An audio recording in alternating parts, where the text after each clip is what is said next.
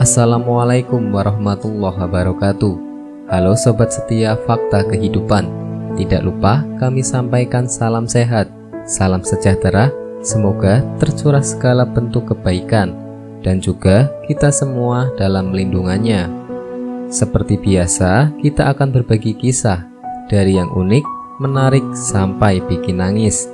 Mari kita simak kisahnya.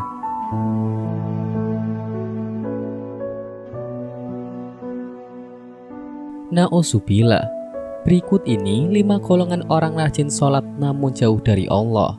Siapa sajakah mereka? Ibadah sholat adalah tiang agama bagi mereka yang beriman.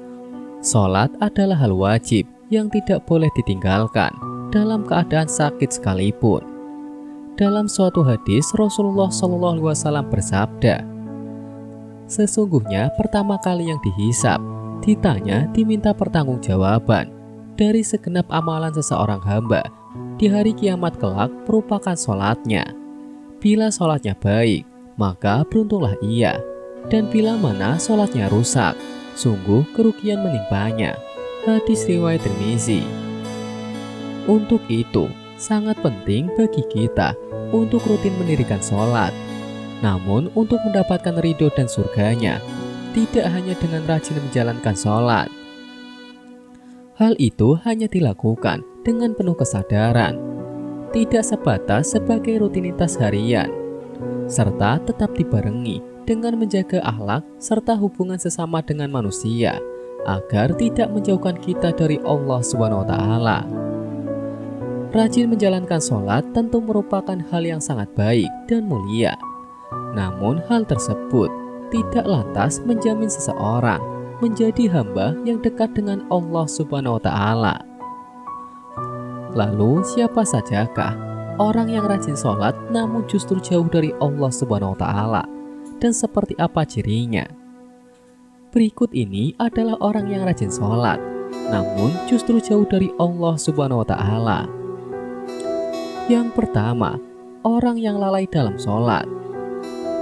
Pada hari kiamat nanti, ada banyak orang yang membawa sholatnya kepada Allah SWT.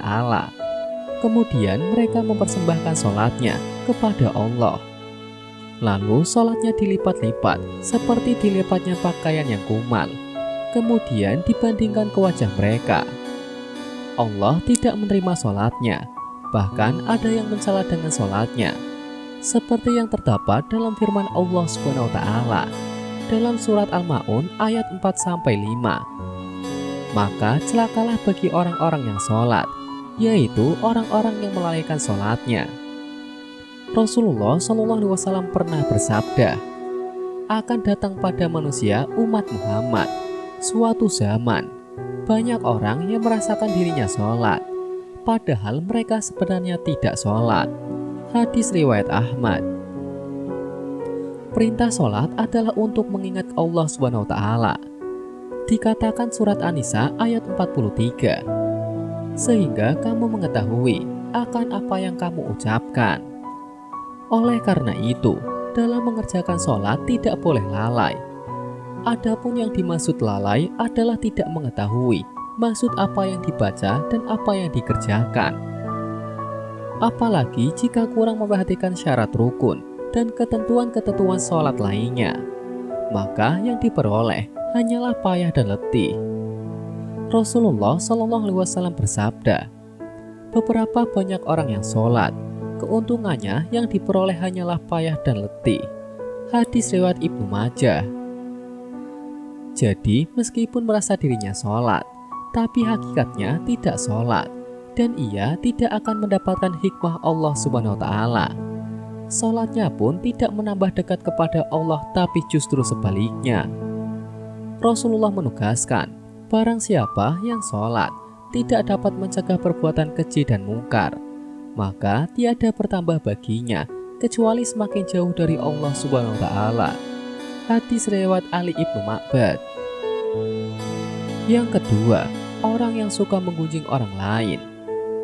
Sahabat beriman yang dirahmati Allah, Allah SWT berfirman, apakah yang memasukkanmu ke dalam sakar atau neraka?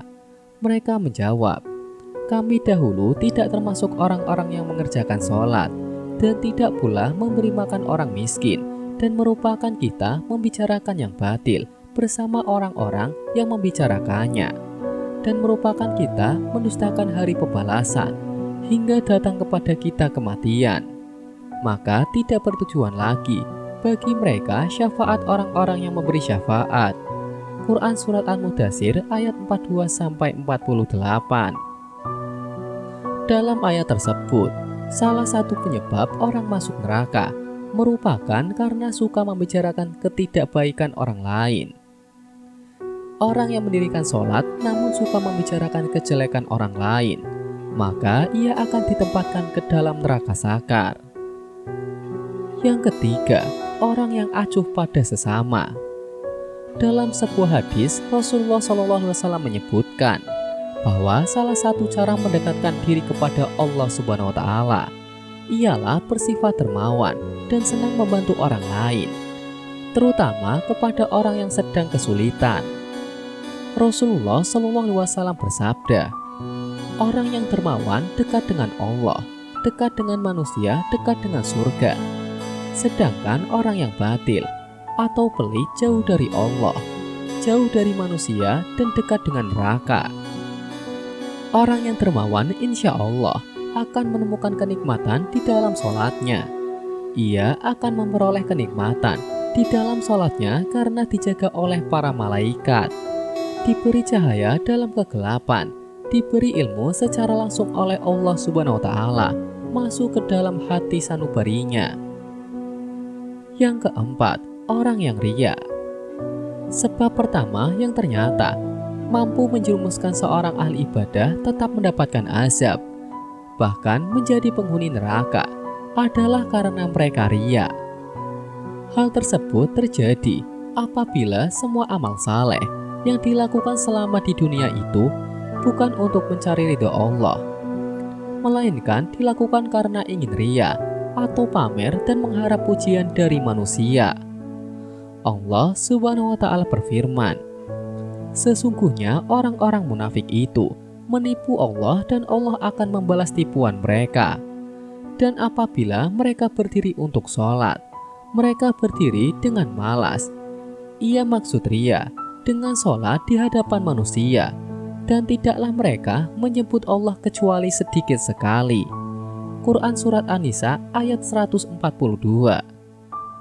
Oleh karena itu, sebaik-baiknya amalan adalah amalan yang dilakukan ikhlas dan murni lillahi ta'ala, hanya demi Allah, dan cukuplah kita berharap pada ridho dan balasannya atas apa yang telah kita lakukan, karena Allah Subhanahu wa Ta'ala adalah seadil-adilnya pemberi balasan.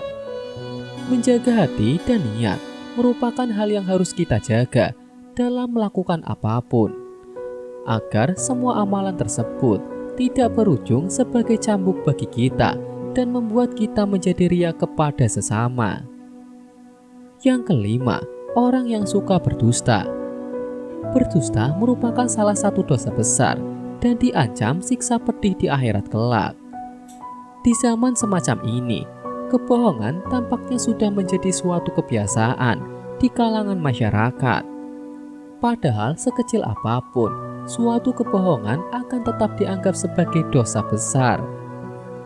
Meskipun adanya seorang yang rajin sholat dan beribadah, namun jika lisannya suka berbohong, maka sholat dan ibadahnya akan sia-sia semata, karena kebohongan itu akan menghapus amal-amalannya. Jika ia mati dalam tidak bertobat kepada Allah, maka dia akan dimasukkan ke dalam neraka. Allah Subhanahu wa Ta'ala berfirman, "Sesungguhnya yang mengada-ngadakan kebohongan hanyalah orang-orang yang tidak beriman kepada ayat-ayat Allah, dan mereka itulah orang-orang pendusta." Quran Surat An-Nahl ayat 105. Berbohong menunjukkan salah satu ciri dari golongan orang-orang yang munafik. Untuk itulah mengapa kita sebagai umat Islam wajib menjauhi namanya tindakan dusta. Karena itu dapat menyesalkan kita baik di dunia maupun di akhirat. Semoga kita termasuk golongan orang-orang yang rajin sholat dan dekat dengan Allah Subhanahu wa Ta'ala, sehingga kita mendapatkan ridho serta menetap dalam surganya kelak.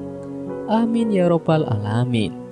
Semoga kisah di atas bisa menjadi pelajaran untuk kita semua. Sekian, wallahu a'lam bishawab.